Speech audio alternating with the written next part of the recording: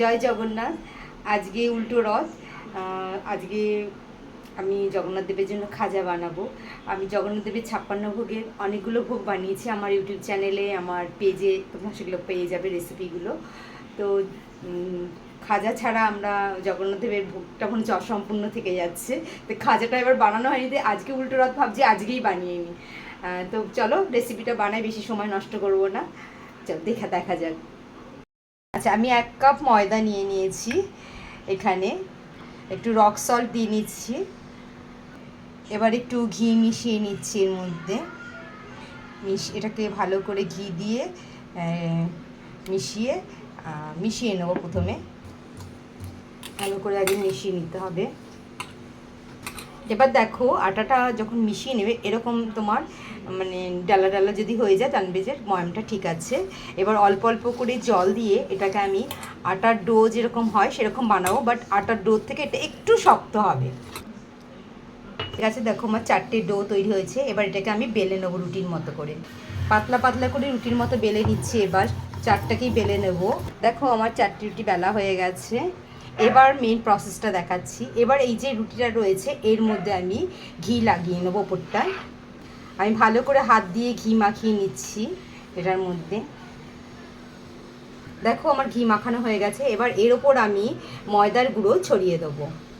দেখো ভালো করে ময়দার গুঁড়ো ছড়িয়ে নেব, ভালো করে ময়দার গুঁড়ো ছড়িয়ে নেব। এবার ময়দার গুঁড়ো ছড়ানো হয়ে গেছে, আরেকটা এর ওপর রুটি চাপিয়ে দিচ্ছি। চাপিয়ে একটু চেপে চেপে দেবো, ভালো করে একটু চেপে দেবো। দিয়ে এটার ওপর আবার আমি ঘি লাগাবো। ঘি লাগিয়ে নিচ্ছি ভালো করে। দিয়ে আবার এর ওপর ময়দার গুঁড়ো ছিটিয়ে দেবো। ময়দার গুঁড়োটার উপর ছিটিয়ে নিচ্ছি। দিয়ে এবার এর ওপর আরও একটা রুটি চাপিয়ে দেবো। চাপিয়ে দিয়ে এটার ওপরেও আমি আবার ঘি চেপে চেপে দেবো। তারপরে ময়দার গুঁড়ো ঘি লাগিয়ে নেব। দেখতে পাচ্ছ, ভালো করে ঘি লাগিয়ে নিতে হবে। তারপরে আবার ময়দার গুঁড়ো ছড়িয়ে দেবো এর উপরে। ছড়িয়ে দিয়ে লাস্ট রুটিটা এর ওপর চাপিয়ে দেবো।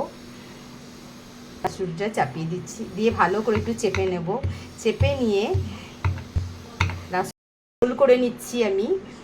ভালো করে চেপে চেপে রোলটা করতে হবে যাতে খুলে না যায়। দেখতে পাচ্ছ। এবার একটু এখানে আমি লাস্টে এখানটা আমি জল লাগিয়ে নেব। এখানটা একটু জল লাগিয়ে নিলাম। দিয়ে এবার এটাকে চেপে দেবো। চেপে রোলটা করা হয়ে যাবে আমার।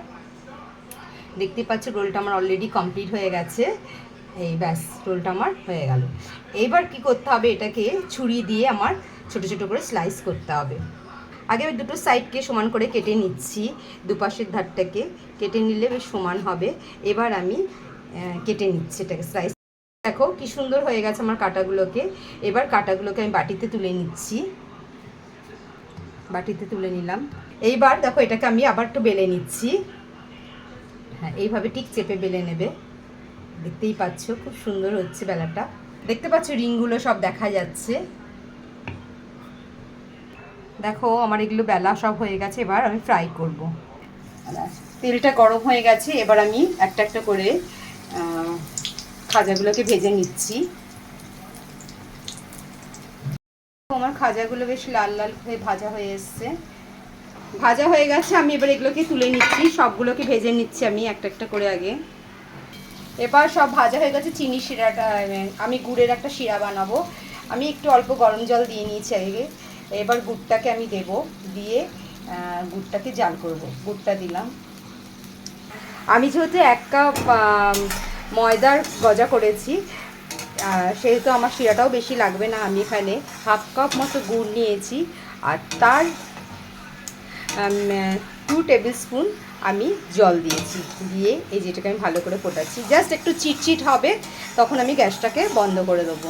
দেখতে পাচ্ছ গুড়টা আমার মেল্ট হয়ে গেছে। দেখো গুড়টা আমার হয়ে গেছে। আমি দেখাচ্ছি গুড়টা। এই দেখো চিটচিটে হয়েছে। এটা কোনো তার হবে না, এটা জাস্ট চিটচিটে হবে। জিনিস দেখিয়ে দিই। দেখো খাজাটা এরকম মানে কয়েকটা এরকম বেলেছি, কয়েকটা আমি একটু চ্যাপটা করে বেলেছি লেয়ারটা দেখানোর জন্য। আর জাস্ট কিছুই না, কয়েকটা এরকমভাবে বেলা আছে। সার্ভ করছি। চলো এটা আমি ভোগ লাগিয়ে দিচ্ছি। এবার এটার মধ্যে একটা তুলসী পাতা দিয়ে নিচ্ছি।